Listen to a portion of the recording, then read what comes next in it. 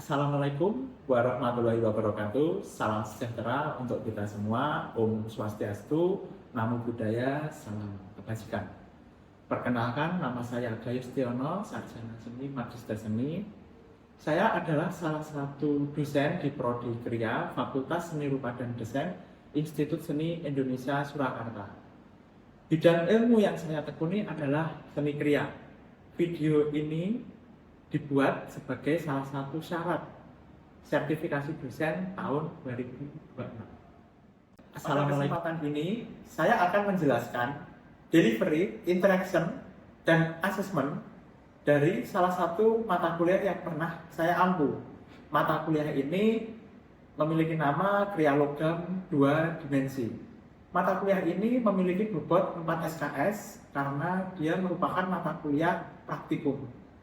Mata kuliah ini diberikan kepada mahasiswa untuk mendapatkan pengetahuan penguasaan keterampilan dasar membuat karya logam 2 dimensi yang meliputi pertama, penjelasan berbagai ragam bahan, alat, teknik yang digunakan dalam pembuatan karya logam 2 dimensi hingga praktek membuat karya logam 2 dimensi. 2. Penggunaan teknik ukir, yaitu berupa teknik dandaan dan wudulan, ditambahkan juga teknik sudetan. 3. Dari mata kuliah ini, diharapkan dari proses pembelajaran mahasiswa mampu mewujudkan karya logam 2 dimensi dengan berlandaskan pada pengembangan seni tradisi. Pada kemampuan mahasiswa yang diharapkan tercantum dalam CPL mata kuliah Kriya Logam 2 Dimensi diantaranya 1.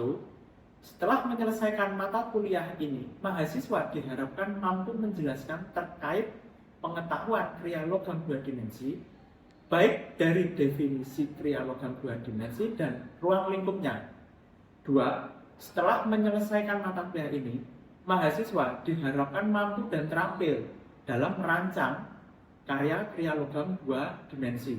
3. Setelah menyelesaikan mata kuliah ini, mahasiswa diharapkan mampu dan terampil dalam pengembangan desain Kriya Logam 2 Dimensi dari segi teknik maupun pemilihan bahan pada karya yang diciptakannya. 4. Setelah menyelesaikan mata kuliah ini, mahasiswa diharapkan mampu dan terampil dalam mempresentasikan karya atau bedah karya yang telah dibuat, serta mampu mendeskripsikan karya baik ketika di kampus maupun di luar kampus. Materi yang diajarkan dalam mata kuliah Kriya Logam 2 Dimensi ini antara lain 1. Pengetahuan definisi, sejarah, ruang lingkup Kriya Logam 2 Dimensi. 2. Pengetahuan bahan dan alat Kriya Logam 2 Dimensi. 3. Pengetahuan macam-macam teknik Kriya Logam 2 Dimensi. 4.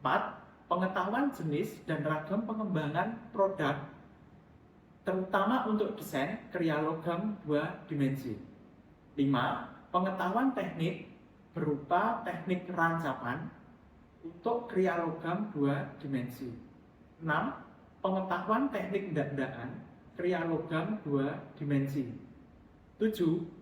Pengetahuan teknik wudulan Kriya Logam 2 Dimensi. 8. Pengetahuan teknik sudetan untuk karya Kriya Logam relief 2 Dimensi. 8. Pengetahuan tentang proses penciptaan karya. 9. Pengetahuan tentang deskripsi karya. Materi kuliahan Kriya Logam 2 Dimensi dilakukan dengan model pembelajaran project-based learning, yaitu pembelajaran berbasis proyek pembuatan karya seni berbahan dasar logam dengan karakteristik relief 2 dimensi bersumber dari nilai-nilai seni tradisi yang berkembang di Nusantara.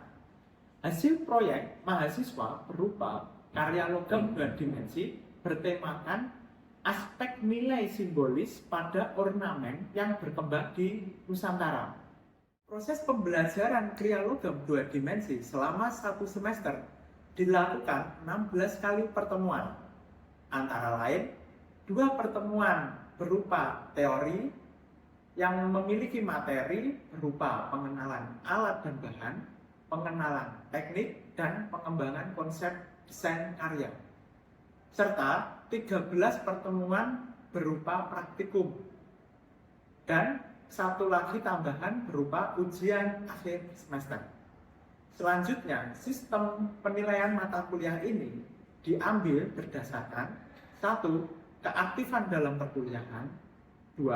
Pemahaman terhadap identifikasi karakteristik karya-karya logam 2 dimensi dari segi bahan, teknik, fungsi, dan nilai estetika. 3. Desain orisinal, yaitu relevansi dengan tema dan mempertimbangkan aspek fungsi serta estetika dari karya yang dihasilkan. 4. Karya menunjukkan kesatuan bentuk, keseimbangan tekstur, dan kehalusan hasil kerja. 5. Penguasaan paparan baik lisan ataupun slide presentasi yang berupa tema, ide, konsep, fungsi, dan makna karya. Bobot penilaian ini dijelaskan di awal perkuliahan yang merupakan hasil kesepakatan bersama di awal pertemuan perkuliahan.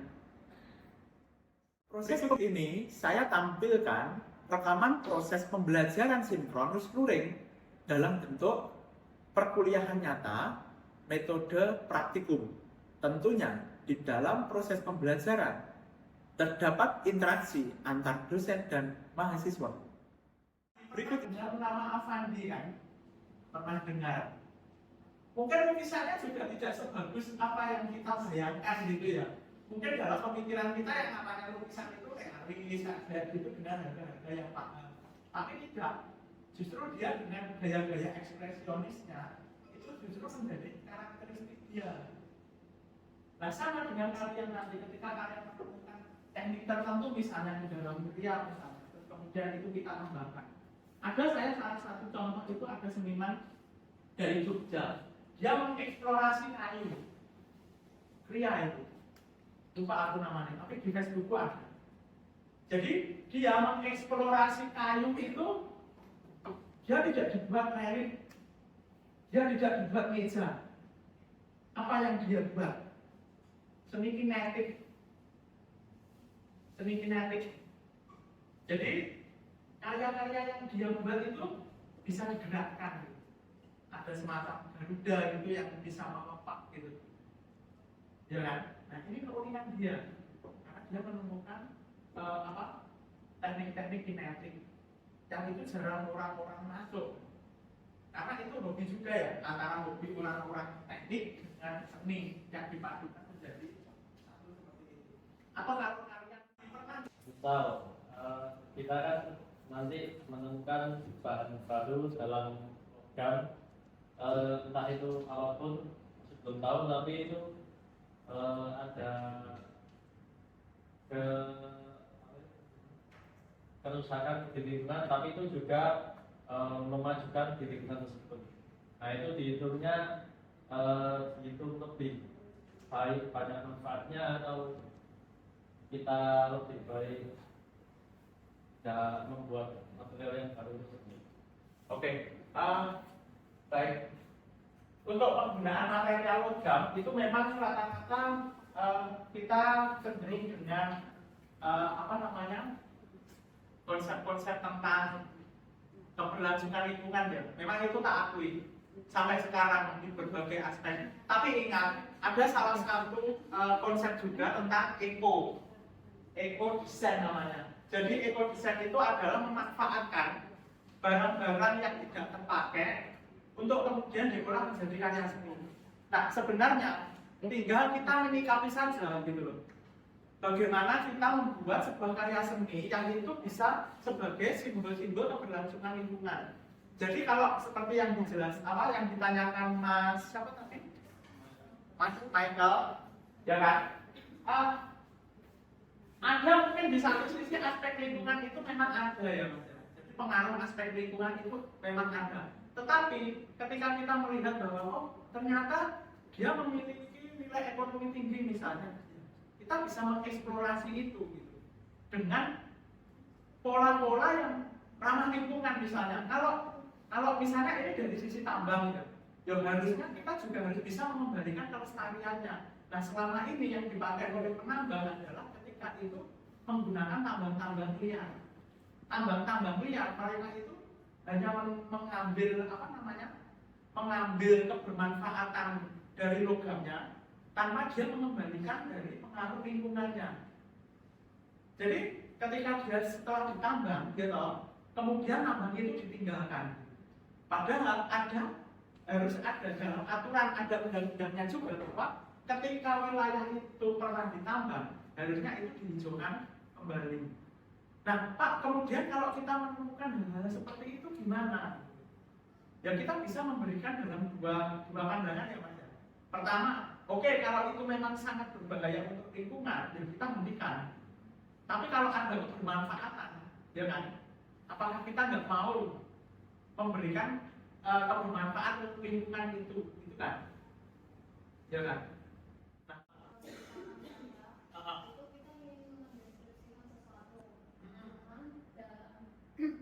hasilnya itu mungkin hal yang ingin kita sampaikan itu tidak tersampaikan bagaimana, tapi kita harus mendoakan. Oke, ini yang sering terjadi. Jadi banyak dari teman-teman, ini salah satunya nanti juga Pak muncul di materi kita. Ini ya.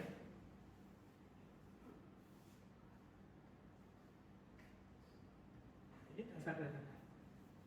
Jadi gini, kita terlalu bisa jadi gini Pak. Kita kurang memahami materi yang kita ungkapkan, atau justru terkadang kita terlalu menguasai. Ada dua hal yang berbeda. Ketika kita tidak terlalu memahami dari problem yang kita angkat, tentu banyak yang akan kita akan bertanya-tanya bahwa apa sih konsep itu gitu, apa ya narasi yang akan aku bangun gitu. Kalian banyak saya lihat, baik itu yang dari angkatan baru sampai yang akhir bahkan TK, kadang mereka membuat itu tidak memahami apa yang ingin disampaikan. Nah sebenarnya di awal mata kuliah kita mulai dari semester 1 itu kalian itu dituntut untuk membaca, ya kan? Jadi kalian banyak-banyak membaca, baik itu buku-buku tentang seni, buku-buku tentang kriya. Nah ini menurutku karena banyak dari teman-teman itu terlalu mengandalkan perspektif individunya dulu, tanpa kalian membangun konsep-konsep yang ada di dalam salah satunya itu mungkin kayak ekspresi seni ini ya. Kalau kambing mungkin secara sederhana, kambing itu hewan berkaki 4 dengan yang jantan itu memiliki tanduk yang setiap hari raya besar itu bisa dikorbankan, ya kan? Tapi sebenarnya ada aspek yang bisa kita bangun di situ. Misalnya ini salah satu contoh. Kambing itu juga satu mencerminkan simbol kekayaan misalnya, yang tanpa kalian sadari. Karena di dalam perspektif orang Jawa itu ada yang namanya Rojo Moyo. Pernah dengar? Rojo Moyo? Belum. Rojo Moyo itu adalah hewan-hewan yang memiliki nilai ekonomi tinggi. Salah satunya adalah sapi, kemudian ternak lah, kambing seperti itu. Nah, kalau kita memahami konteks budaya, konteks sejarah, baru kita bisa menghubungkan narasi-narasi itu dengan simbol-simbol yang kalian bangun. Nah, sekarang ini kebalikan. Ketika di era disrupsi teknologi, kalian disuguhi ide, kemudian konten-konten cepat gitu ya, kalian tanpa sadar itu tidak pernah mengamati sesuatu dan menghubungkan itu dengan konten-konten yang lain. Satu contoh gini, konten misalnya di sini, katakanlah di Ponorogo, kenapa di Ponorogo itu reok diwujudkan dalam bentuk harimau dan merak? Kalian pernah mempertanyakan hal seperti itu enggak? Atau di lingkungan kalian, misalnya, mungkin Mas Alfian Panji, bapaknya seorang perajin topeng, pernah nggak menghubungkan kenapa Panji itu harus warnanya putih ya? Seperti itu, ya kan? Kenapa nggak biru? Kenapa nggak merah? Ada topeng yang dibangun. Nah, ini menjadi kebiasaan kita yang tidak pernah menghubungkan hal seperti itu. Nah, ini latihan. Nanti ada caranya sendiri. Ini. Jadi kalau kita memahami bahwa karya seni itu adalah ekspresi yang diciptakan dari persepsi kita lewat sense atau pencitraan, dan apa yang diekspresikan adalah perasaan insani. Jadi sebenarnya kamu yang berhak membangun cerita, tetapi ingat logika ceritanya itu harus dihubungkan, bukan otak-atik diaduk. Benar-benar logis. Nah, ini yang membedakan antara teman-teman vokasi dengan teman-teman S1. Kalau kalian misalnya gini, kenapa Mangkunegaran warnanya hijau? Warna-warna khas sana itu hijau. Karena secara kultur hijau itu disebut dengan pare anom. Dia menyebutkan pare anom. Kenapa? Karena Mangkunegaran secara struktur kerajaan dari eranya Mataram, karena sama-sama keturunan ya. Jadi Mataram terus kemudian pecah menjadi dua, Kasunanan dengan ciri khas warna birunya, terus kemudian Jogja dengan warna hijau tuanya, kemudian di Mangkunegaran warna hijau muda atau pare anom. Berarti itu menimbulkan bahwa dia sebagai terah yang paling muda. Nah, ini konteks itu bisa dihubung-hubungkan dengan aspek-aspek historis. Jadi kalau kalian melihat sebuah karya seni, terutama karya kriya, ya kan? Coba lihat itu secara visualnya, tapi hubungkan dengan aspek-aspek aspek-aspek budayanya. Ada yang dari Cirebon nggak? Nggak ada. Di sana ada yang namanya batik Megamendung misalnya. Kok karakternya sama dengan karakter Cina ya gitu? Karena di sana memang saudara-saudara Cina dulu juga sudah masuk di sana, pengaruh perdagangannya sangat kuat sekali. Bahkan di wilayah pesisir itu warna-warna batiknya kalau kalian lihat warnanya cerah-cerah. Itu kan pengaruh-pengaruh dari budaya-budaya luar juga, baik itu Arab ataupun Cina. Nah, kalian dari jeli di situ gitu. Apalagi dengan produk-produk kriya. Dulu saya sudah menjelaskan itu di kuratoria ya. Jadi bagaimana warna-warna topeng itu misalnya berkaitan dengan aspek-aspek budaya. Kok dia disimbolkan sebagai misalnya klono, ya kan, dengan warna merahnya. Jadi intinya juga harus kita baca bagaimana kita bisa menyampaikan. Itu Mbak. Jadi kalau kalian ingin membangun narasi itu, hubungkan aspek-aspek itu dengan aspek-aspek budaya yang lain. Lagi ya, kan dia ada warna apinya toh. Apinya kuning toh. Oke, jelas nih anak. Sampai deh, warnanya merah. Ini hilang kuningnya. Ya toh? Nah ini merah toh. Nah, baru diganti. Ini. Nah, pasir toh. Gitu nih. Nah, ini juga gitu sama. Sampai hilang kuningnya.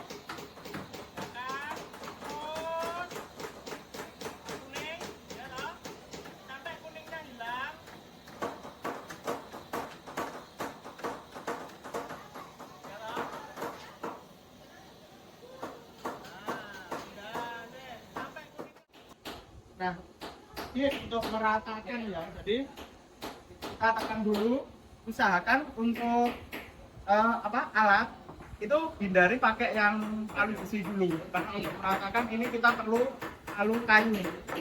Nah,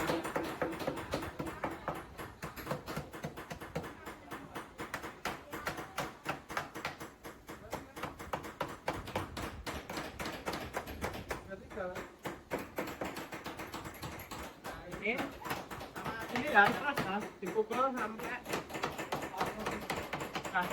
bisa dicoba dulu.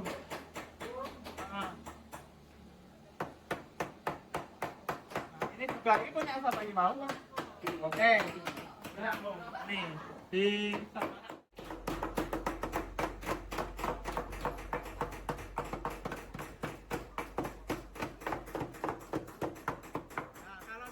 ini pinggirnya sudah toh, baru di pelan-pelan.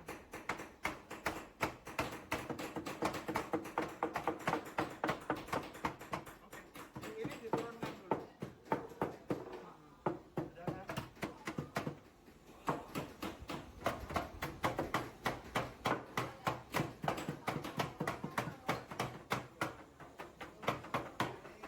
Ini. Terus ini lihat ya, ya rata toh. Nah, kalau sudah rata, tinggal ini dirapikan. Oke, coba.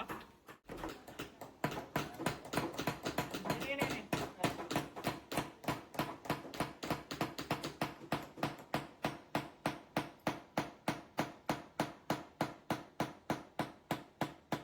Nah, usahakan melakukan mbak, dan orang ini loh, kayak gini toh, karena kamu mukulnya itu gini. Ini. Jangan. Kayak pas kamu nata pertama itu loh, pakai buat rancapannya itu loh. Jadi loh, jalan pelan-pelan aja, separuh jalan gitu.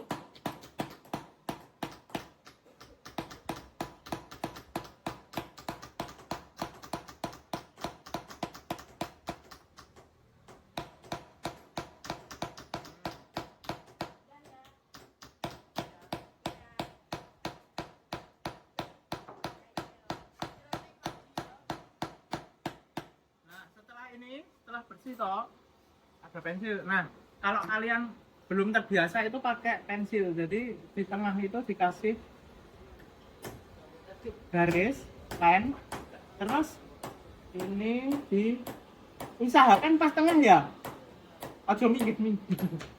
Karena kemarin ada yang apa tuh, minggir, hasilnya kurang cantik.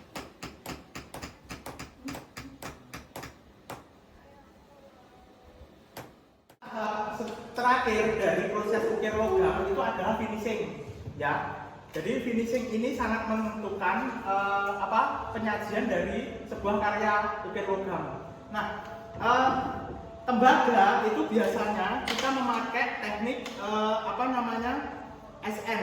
Jadi teknik ini menggunakan larutan kimia itu pakai SN. Nah, SN ini bisa dibeli di toko-toko batik biasanya, dan ini dijual bebas karena tidak terlalu berpengaruh terhadap lingkungan, tapi dalam jumlah banyak dia bisa berpengaruh ya, makanya penggunaan ini harus hati-hati dan penyimpanannya juga kalau perlu disimpan di tempat yang aman, jauh dari jangkauan anak-anak karena termasuk bahan-bahan kimia. Nah, perlu teman-teman ketahui karakteristik dari ini adalah dia kalau ditaruh dilapiskan di tembaga, dia akan memiliki efek kehitam-hitaman seperti ini. Ini bisa semakin hitam, tapi karena ini agak lama ya, jadi dia udah agak kemerahan. Nah, setelah proses penghitaman ini, ada satu proses lagi namanya poles. Poles itu adalah menggosok dengan bisa autosol, bisa teman-teman beli autosol atau batu hijau nanti. Batu hijau di toko besi ada. Mungkin pernah ada yang pakai batu hijau biasanya. Batu hijau untuk menghilangkan benda-benda permukaan logam. Nah, caranya kalau pakai batu hijau itu dicampur bensin, dihaluskan dulu. Aja mbok gosok. Jangan digosok. Kalau digosok itu biasanya pakai gerinda duduk. Tapi lebih, kalau kalian nggak punya gerinda duduk, alternatifnya batu hijau itu kalian hancurkan, terus kasih sedikit bensin, baru dipoles, dikuaskan di sini, digosok. Pakai koran. Nah, ini hasil dari proses ini penghitaman dari larutan SN. Ini bersihkan dulu pakai HCl-nya dituangkan.